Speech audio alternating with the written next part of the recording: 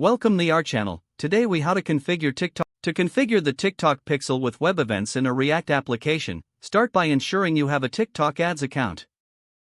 Log into your TikTok Ads account and navigate to the Events Manager. Click on the Manage tab on the left side menu, then select Web Events.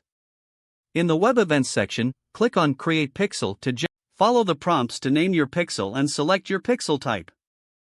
Once the pixel is created, you will receive a pixel code snippet. Copy the pixel code snippet for integration. Open your React application in your preferred code editor.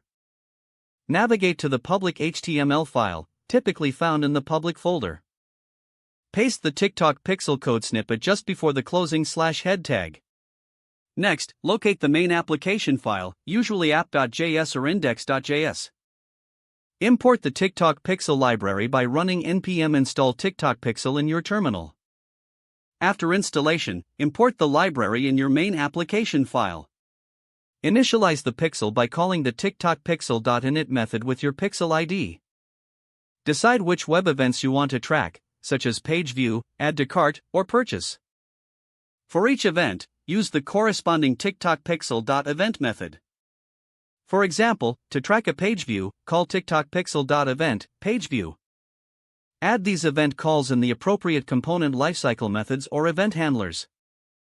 Test your configuration by visiting your application and checking the TikTok pixels in the Events Manager. Ensure that the events are firing correctly by monitoring them in real time. Make adjustments as necessary based on the testing results. Review TikTok's documentation for any additional features or advanced configurations. Once everything is in place, your TikTok Pixel will now track web events in your React application successfully. If the page does not load, refresh the browser or try again in a private or incognito window. Make sure you are using the correct email address, then retype it carefully to avoid small typos.